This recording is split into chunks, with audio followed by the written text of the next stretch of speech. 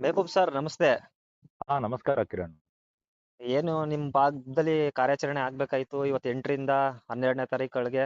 2 ಆನೆ radio colour ಮತ್ತೆ 1 ಆನೆ ಸೆರೆ ಕಾರ್ಯಾಚರಣೆ ಇತ್ತು. ಅದು ಕೂಡ ಆರಂಭ ಆಗಿಲ್ಲ. ಈಗ ನ್ಯೂಸ್ ಅಲ್ಲೆಲ್ಲ ನೋಡ್ತಾ ಇರ್ಬೋದು, ಯಾವ್ದೋ 1 ಆನೆ ಎಲ್ರು ನಿದ್ದೆಗೆಡಿಸಿದಂತೆ. ಹೌದು ನೋಡಿ ಕಿರಣ್, ಈ ಏನು ನಮ್ಮ ಕರಡಿ ಇತ್ತು, ಮೌಂಟೇನ್ ಇತ್ತು, ಏನ್ ಗುಂಡ ಅಂತ ಏನ್ ಕಾಡಾನೆಗಳಿತ್ತು, ಅದನ್ನೆಲ್ಲ ಸೆರೆ ಹಿಡಿದ್ರು. ಕರಡಿನೂ ಒಂದು ರೋಚಕ, ಒಂದು ಇಲ್ಲಿ ಒಂದು ರೌಡಿಸಂ ರೀತಿ ಮಾಡ್ಕೊಂಡಿದ್ದಂತ ಕರಡಿ ನಮ್ದು.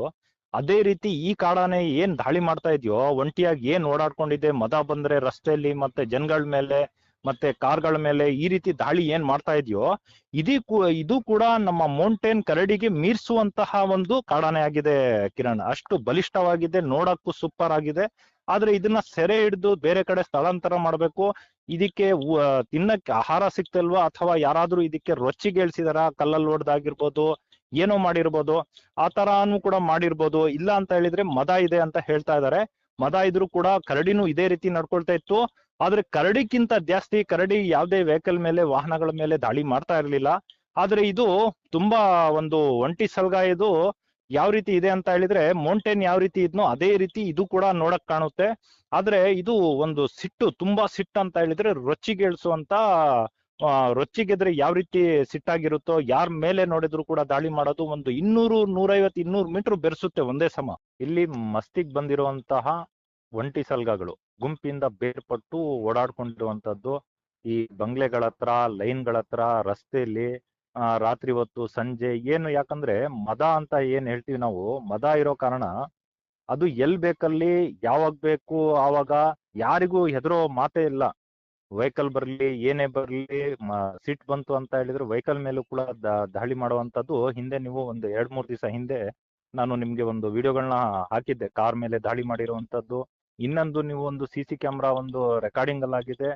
ಎಲ್ಲ ಒಂದು ಶೆಡ್ ಇರುತ್ತೆ ಈ ತೋಟಗಳಲ್ಲಿ, ಆ ಶೆಡ್ ಎಲ್ಲ ಮುರಿದು, ಗೇಟ್ ಎಲ್ಲ ಮುರಿದು ಒಳಗ್ ನುಗ್ಗಿರುವಂತದ್ದು.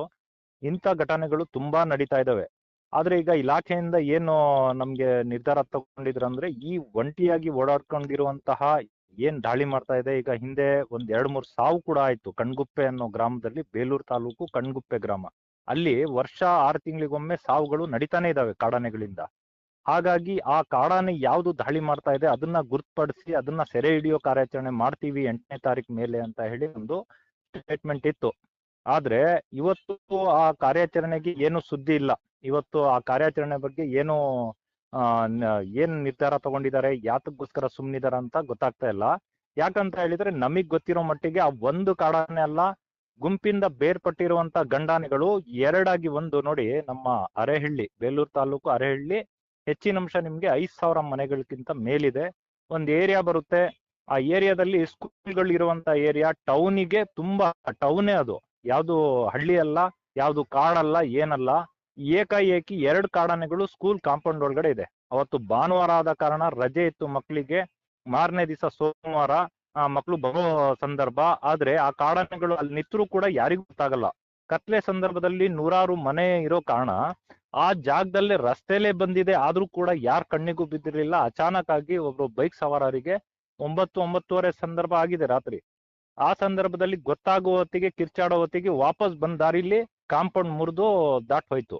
ಇಂಥ ಘಟನೆಗಳು ನಮ್ಮ ಅರೆಹಳ್ಳಿ ಹೋಬಳಿಲಿ ನಡೀತಿರುವಂತದ್ದು.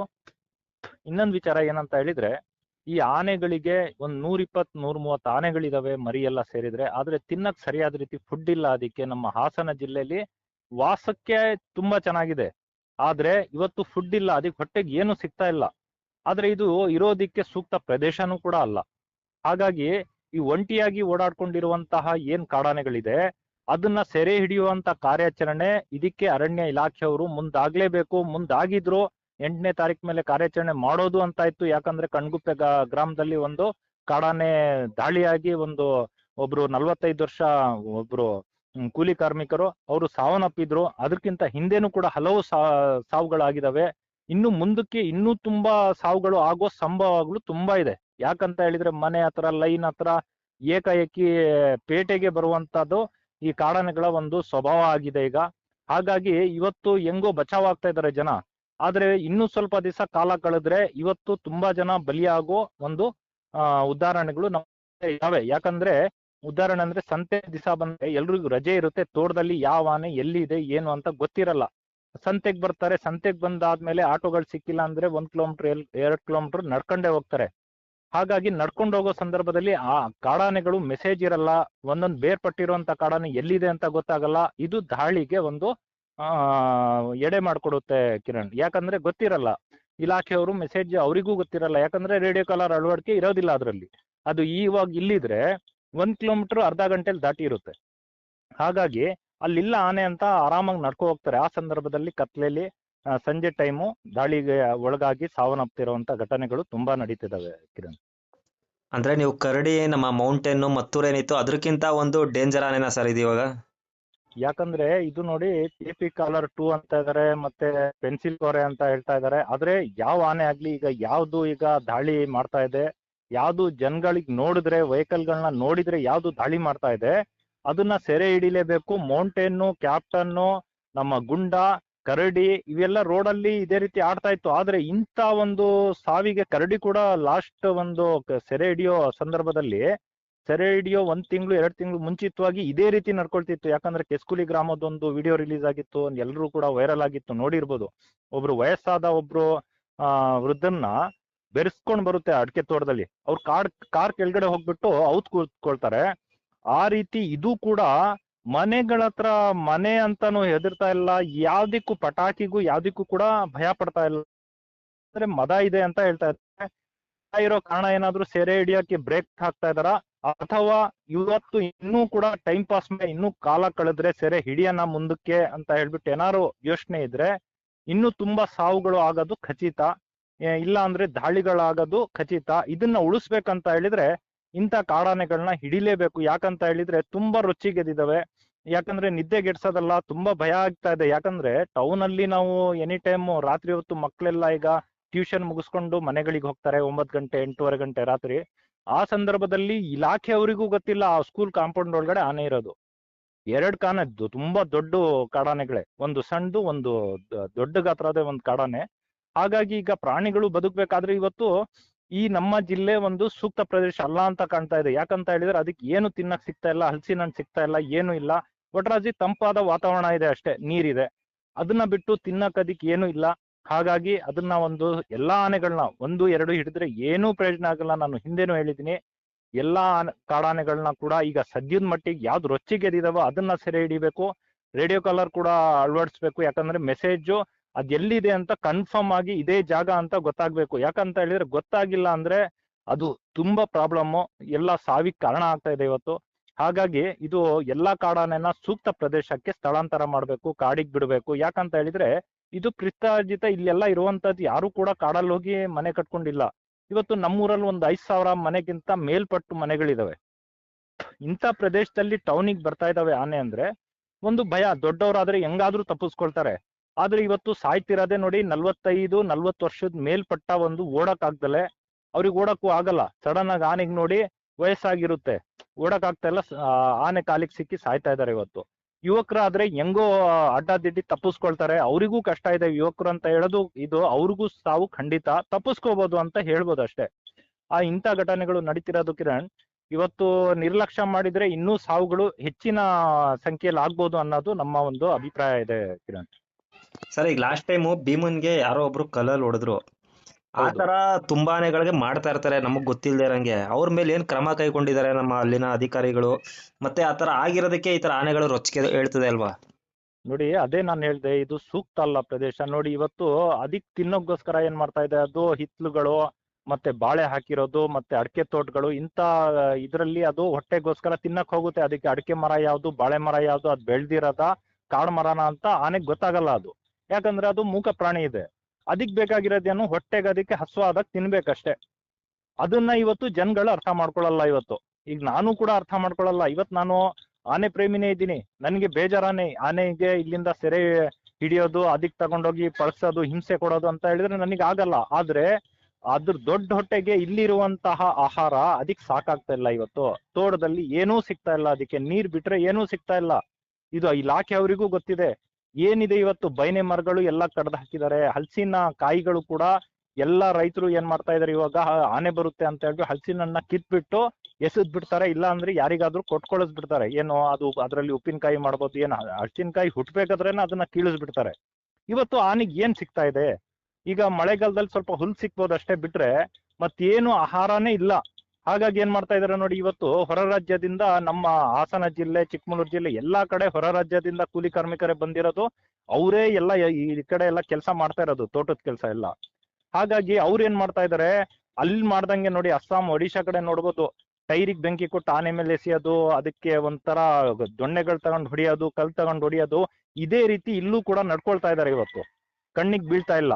ಹಾಗಾಗಿ ಇಂಥ ಘಟನೆಗಳು ನಡೆಯೋದ್ರಿಂದ ಏನಾಗ್ತಾ ಇದೆ, ಆನೆಗಳು ತುಂಬಾ ರೊಚ್ಚಿಗೇಳ್ತಾ ಇದಾವೆ, ಮನುಷ್ಯರನ್ನ ನೋಡಿದ್ರೆ ರೊಚ್ಚಿಗೇಳ್ತಾ ಇದಾವೆ.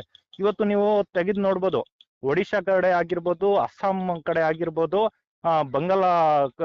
ಬಾಂಗ್ಲಾ ಕಡೆ ಆಗಿರ್ಬೋದು, ಅಲ್ಲೆಲ್ಲ ಏನ್ ಮಾಡ್ತಾ ಇದ್ರೆ, ಆನೆಗಳ ವಿಡಿಯೋಗಳು ಬಂದಾಗ ಅದ್ರಲ್ಲಿ ನೋಡಿ ನೀವು, ಕಲ್ ತಗೊಂಡು ಹೊಡಿಯೋದು, ಬೆಂಕಿ ತಗೊಂಡೋಗಿ ಅದ್ರ ಮುಂದೆ ಎಸೆಯೋದು, ಅದನ್ನ ರೊಚ್ಚಿಗೇಳ್ಸೋದು, ಇಂಥ ಕೆಲಸಗಳನ್ನ ಇಲ್ಲೂ ಕೂಡ ನಡೀತಾ ಇದೆ.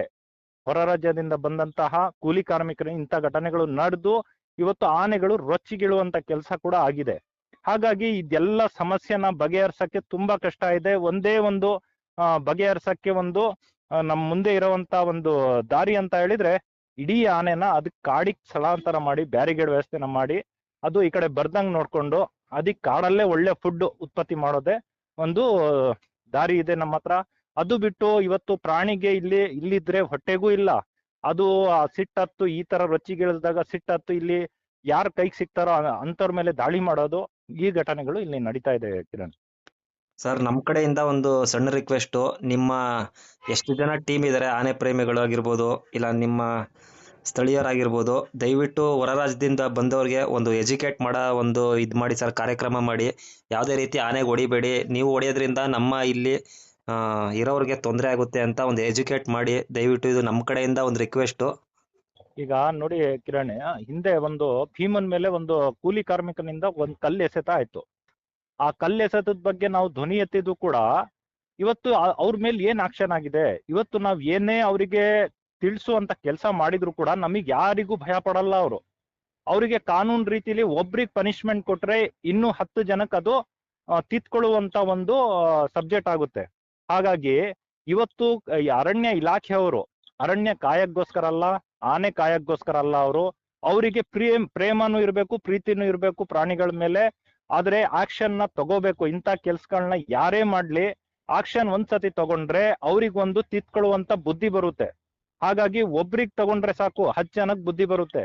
ಹಾಗಾಗಿ ಇವತ್ತು ಯಾರಾದ್ರೂ ಕಣ್ಣಿಗೆ ಬಿದ್ದಲ್ಲಿ ಆನೆಗಳಿಗೆ ಹಿಂಸೆ ಕೊಡೋದಾಗ್ಲಿ, ಅವರಿಗೆ ಅವ್ರಿದ್ದ ಜಾಗಕ್ಕೆ ಹೋಗಿ ಕಲ್ಲು ಎಸೆಯೋದು, ಇಂಥ ಕೆಲ್ಸಗಳನ್ನ ಮಾಡಿದ್ರೆ ಅವರಿಗೆ ಹಿಡಿದು ಅವರಿಗೆ ಒಂದು ಶಿಕ್ಷೆನ ಅಲ್ಪ ಸ್ವಲ್ಪ ಮಟ್ಟಿಗೆ ಶಿಕ್ಷೆ ಕೊಟ್ಟು ಅವ್ರಿಗೆ ಒಂದು ಪನಿಷ್ಮೆಂಟ್ ಕೊಟ್ರೆ ಇವತ್ತು 10 ಜನಕ್ಕೆ ಬುದ್ಧಿ ಕಲಿಸುವಂತ ಕೆಲಸ ಆಗುತ್ತೆ. ನಿಮ್ ವಿಡಿಯೋನ ಆದಷ್ಟು ಶೇರ್ ಮಾಡ್ಲಿ. ಇದು ಯಾರೇ ಕಂಡ್ಲಿ, ರೈತರು ಆಗಿರ್ಬೋದು, ರೈತರೇನು ಆನೆಗಳ ಮೇಲೆ ದ್ವೇಷ ಮಾಡ್ತಾ ಇಲ್ಲ. ಇವತ್ತು ಈ ರೀತಿ ದಾಳಿಗಳು ನಡೀತಾ ಇದೆಯಲ್ಲ, ಅವ್ರ ಪ್ರಾಪರ್ಟಿಗೆ ಹೋಗಿದೆ, ಅವೇನ್ ಕಾಡಲ್ಲ, ಅದು ತೋಟ ಅಂತ ಹೇಳಿದ್ರೆ ಬೆಳೆ ಬೆಳೆಯೋದು. ಯಾವ ರೀತಿ ಭತ್ತ ಬೆಳಿತಾರೋ, ಯಾವ ರೀತಿ ಕಬ್ಬು ಬೆಳಿತಾರೋ ರೈತರು, ಅದೇ ರೀತಿ ಯಾವ ರೀತಿ ಜೋಳ ಬೆಳಿತಾರೋ ಅದೇ ರೀತಿ ಇಲ್ಲಿ ಕಾಫಿನ ಬೆಳಿತಾರೆ. ಮೆಣಸು, ಕರಿಮೆಣಸು ಅಂತೀವಿ. ಇವತ್ತು ನಮ್ಗೆ ಟೇಸ್ಟ್ ಆಗಿ ಒಂದು ಮಾಂಸದ ಸಾರಿಗಾಗ್ಲಿ ಏನೇ ಒಂದು ಇದ್ ಮಾಡಿದ್ರೆ ನಾವು ಹಾಕಿ ಟೇಸ್ಟ್ ಖಾರಕ್ಕೋಸ್ಕರ ಹಾಕ್ತಿವಿ. ಅದೆಲ್ಲ ಬೆಳೆ ಎಲ್ಲಿ ಬೆಳೀತಾರೆ? ಮಲ್ನಾಡು ಮಲ್ನಾಡು ಪ್ರದೇಶ ಏನಿದೆಯೋ ನಮ್ದು ಹಾಸನ ಜಿಲ್ಲೆ, ಚಿಕ್ಕಮಗಳೂರು ಜಿಲ್ಲೆ, ಇಲ್ಲೇ ಬೆಳೆಯಕ್ ಸಾಧ್ಯ. ಅದು ಮಳೆ ಎಲ್ಲಿ ಜಾಸ್ತಿ ಆಗುತ್ತೆ ಅಂತ ಜಾಗಗಳಲ್ಲೇ ಬೆಳೆಯಕ್ ಸಾಧ್ಯ ಇರೋದು. ಹಾಗಾಗಿ ನೋಡಿ, ಇಂಥ ಬೆಳೆಗಳು ಇದು ಬೆಳೆಯೋದು ಕಾಡಲ್ಲ. ಇದು ಕಾಡ್ ತರ ಕಾಣುತ್ತೆ ಅಷ್ಟೇ. ಅದು ಗಿಡಗಳು ಇರುತ್ತೆ, ಕಾಫಿ ಗಿಡಗಳು ಕೂಡ ದೊಡ್ಡ ಮಟ್ಟದಲ್ಲೇ ಇರುತ್ತೆ. ಅದಕ್ಕೆ ನೆರಳು ಬೇಕಾಗಿರುತ್ತೆ, ಜಂಗಲ್ ಮರಗಳು ಇರುತ್ತೆ. ಮತ್ತೆ ಸಿಲ್ವರ್ ಅಂತೀವಿ, ಅದು ತಾನಾಗೆ ಅದು ಹಾಕೋದು ಗಿಡ, ಅದೇ ರೈತರು ತಯಾರು ಮಾಡುವಂತ ಅದು ಸಿಲ್ವರ್ ಮರ. ಹಾಗಾಗಿ ಇಂಥ ಮರಗಳಿದ್ದ ತಕ್ಷಣ ಅದು ಕಾಡಲ್ಲ. ಕಾಡೇ ಬೇರೆ, ತೋಟಗಳೇ ಬೇರೆ. ಹಾಗಾಗಿ ಇದು ಆನೆ ಪ್ರೇಮಿಗಳು ಅರ್ಥ ಮಾಡ್ಕೋಬೇಕಾಗಿದೆ. ಯಾಕಂದ್ರೆ ನಾನು ಕೂಡ ಇಲ್ಲೇ ಹುಟ್ಟಿ ನಾನು ಬೆಳೆದಿರುವಂತದ್ದು. ನನಗೆ ಆನೆ ಮೇಲೂ ಪ್ರೀತಿ ಇದೆ. ಮತ್ತೆ ರೈತರು ಖುದ್ದಾಗಿ ಅದು ಬೆಳೆದಿರುವಂತ, ಇದು ಒಂದು ಮನೆ ಹತ್ರ ಜಾಗ ಇದೆ ಅಂದ್ರೆ ಅಲ್ಲಿ ಗಿಡ ಬೆಳಿತೀವಿ. ಯಾವ ರೀತಿ ಹೂವಿನ ಗಿಡ ಬೆಳಿತೀವೋ ಅದೇ ರೀತಿ ಇಲ್ಲಿ ತೋಟನ ಮಾಡ್ತಾರೆ ಅಷ್ಟೇ. ಇದು ಯಾವ್ದೇ ರೀತಿ ಕಾಡ್ ನಾಶ ಮಾಡಿರುವಂತದ್ದಲ್ಲ. ಹಾಗಾಗಿ ಇದು ಅರಣ್ಯ ಇಲಾಖೆಯವರು ಮೇನ್ ಇದಕ್ಕೆ ಒಂದು ಪನಿಷ್ಮೆಂಟ್, ಯಾರಾದ್ರೂ ತಪ್ಪು ಮಾಡಿದ್ರೆ, ಪ್ರಾಣಿಗೆ ಹಿಂಸೆ ಕೊಟ್ರೆ ಅವ್ರಿಗೆ ಪನಿಷ್ಮೆಂಟ್ ಕೊಡುವಂತ ಕೆಲಸ ಇವತ್ತು ಅರಣ್ಯ ಇಲಾಖೆಯವ್ರು ಮಾಡ್ಬೇಕು. ಇವತ್ ನೋಡಿ, ಕಾಡೊಳಗೆ ಥಾರ್ ಜೀಪ್ಗಳು ಟ್ರ್ಯಾಕ್ ಹೊಡೆಯಕ್ ಹೋಯ್ತು ಸಕಲೇಶ್ಪುರ ತಾಲೂಕಲ್ಲಿ ಅಂತ ಹೇಳ್ಬಿಟ್ಟು ಹಿಡಿದ್ಬಿಟ್ಟು ಅವ್ರಿಗೊಂದು ಪನಿಷ್ಮೆಂಟ್ ನ ಕೊಟ್ರು. ಅದೇ ರೀತಿಯಲ್ಲಿ ಆ ಕಾಡಾನೆಗಳಿಗೆ ಪ್ರಾಣಿಗಳಿಗೆ ಹಿಂಸೆ ಆಗ್ತಾ ಇದೆ ಅಂದ್ರೆ ಯಾಕೆ ಕೊಡ್ತಾ ಇಲ್ಲ ಇವತ್ತು? ಯಾಕೆ ಅದರಿಂದ ಯಾವ್ದು ಆದಾಯ ಬರಲ್ವಾ? ಅವ್ರಿಗೆ ಪನಿಷ್ಮೆಂಟ್ ಕೊಡೋದ್ರಿಂದ ಯಾವ್ದೇ ರೀತಿ ಆದಾಯ ಬರಲ್ವಾ? ಅವ್ರಿಗೆ ಹಾಕಿ ದಂಡನ ಹಾಕಿ. ಈ ರೀತಿ ಕೆಲಸ ಮಾಡೋದ್ರಿಂದ ಒಬ್ರಿಗೆ ಮಾಡಿದ್ರೆ 10 ಜನಕ್ಕೆ ಬುದ್ಧಿ ಬರುವಂತ ಕೆಲಸನೂ ಆಗುತ್ತೆ ಅಂತ ಹೇಳಕ್ ಇಷ್ಟಪಡ್ತೀನಿ ಕಿರಣ್. ಸರಿ ಸರ್, ಒಟ್ನಲ್ಲಿ ಈ ಆನೆ ತುಂಬಾ ಡೇಂಜರ್ ಇದೆ. ಈಗ ಮನುಷ್ಯರಿಗೆ ಅಟ್ಯಾಕ್ ಮಾಡೋ ಆನೆ ಆಗಿದೆ ಇದು. ಹೌದು, ಇದು ಒಂದೇ ಅಲ್ಲ ಕಿರಣ್. ಈಗ ಏನಾಗಿದೆ ಅಂದ್ರೆ ಒಂದೊಂದು ಸಿಂಗಲ್ ಆಗಿ ಓಡಾಡ್ಕೊಂಡಿದೆ. ಇಂಥ ಕಾಡಾನೆಗಳನ್ನ ಆದಷ್ಟು ಬೇಗ ಸೆರೆ ಹಿಡಿಬೇಕು. ಸೆರೆ ಹಿಡಿದು ಸ್ಥಳಾಂತರ ಮಾಡಬೇಕು. ಪಳಗಿಸಿ ತಗೊಂಡೋಗಿ ಅದಕ್ಕೆ ಹಿಂಸೆ ಕೊಡಿ ಅಂತ ನಾನು ಯಾವ್ದೇ ಕಾರಣಕ್ಕೆ ಹೇಳೋದಿಲ್ಲ. ತಗೊಂಡೋಗಿ ಬೇರೆ ಕಾಡಿಗೆ, ದಟ್ಟವಾದ ಒಂದ್ ಏನ್ ಕಾಡಿರುತ್ತೆ ಆ ಕಾಡಿಗೆ ಸ್ಥಳಾಂತರ ಮಾಡಿದ್ರೆ ಅದು ಎಲ್ಲಾದ್ರೂ ಬದುಕೊಳ್ಳುತ್ತೆ. ಯಾಕಂದ್ರೆ ಇಲ್ಲಿ ಹೊಟ್ಟೆಗಿಲ್ಲ, ಮತ್ತೆ ಮದ ಕೂಡ ಬಂದಿದೆ. ಹಾಗಾಗಿ ಏಕಾಏಕಿ ಎಲ್ಲಾ ಕಡೆ ಅದು ರಸ್ತೆಯಲ್ಲಿ ಮನೆಗಳ ಹತ್ರ ಎಲ್ಲ ಸಂಚಾರ ಮಾಡೋದು, ವೆಹಿಕಲ್ಗಳ ಮೇಲೆ ಅಟ್ಯಾಕ್ ಮಾಡೋದು, ಯಾರು ಕಂಡ್ರು ಕೂಡ ಅವ್ರ ಮೇಲೆ ದಾಳಿ ಮಾಡುವಂತದ್ದು. ಮತ್ತೆ ನೋಡಿ, ಇವತ್ತು ಫಾರೆಸ್ಟ್ ಅಧಿಕಾರಿಗಳ ಮೇಲೇನು ಕೂಡ ಚೇಸ್ ಮಾಡಿದೆ ಅದು. ಅವರಿಗೂ ಕೂಡ ಗೊತ್ತಿದೆ. ನಮ್ ಬೇಲೂರು ತಾಲೂಕು ಒಬ್ರು ಅಧಿಕಾರಿಗೆ ಬೆರೆಸ್ಕೊಂಡು ಹೋಗಿದೆ. ಯಾವ್ದು ಕಣ್ಗುಪ್ಪೆಯಲ್ಲಿ ಇವತ್ತು ಒಬ್ರು ಇವ್ರನ್ನ ಕೂಲಿ ಕಾರ್ಮಿಕರನ್ನ ಏನು ದಾಳಿ ಮಾಡ್ತು, ಅದೇ ಆನೆ ನಮ್ಮ ಫಾರೆಸ್ಟ್ ಇಲಾಖೆ ಹಿರಿಯ ಅಧಿಕಾರಿಗಳ ಮೇಲೆನೆ ನೋಡಕ್ ಹೋದಾಗ, ಟ್ರ್ಯಾಕ್ ಮಾಡಕ್ ಹೋದಾಗ ತುಂಬಾ ದೂರ ಬೆರ್ಸಾಡಿದೆ. 200 ಮೀಟರ್ ಬೆರ್ಸಿದೆ ಅಂತ ಹೇಳ್ತಾ ಇದ್ದಾರೆ. ಹಾಗಾಗಿ ಇದೆಲ್ಲ ಗಮನದಲ್ಲಿ ಇಟ್ಕೊಂಡು ಆದಷ್ಟು ಬೇಗ ಇದನ್ನ ಸೆರೆ ಕಾರ್ಯಾಚರಣೆ ಮಾಡ್ಲೇಬೇಕು. ಮತ್ತೆ ಉಳಿದಿರುವಂತ ಆನೆಗಳಿಗೂ ಕೂಡ ರೇಡಿಯೋ ಕಾಲರ್ ಅಳವಡಿಕೆನ ಮಾಡ್ಬೇಕು ಅಂತ ಹೇಳಕ್ ಇಷ್ಟಪಡ್ತೀನಿ Kiran. Okay sir, thank you.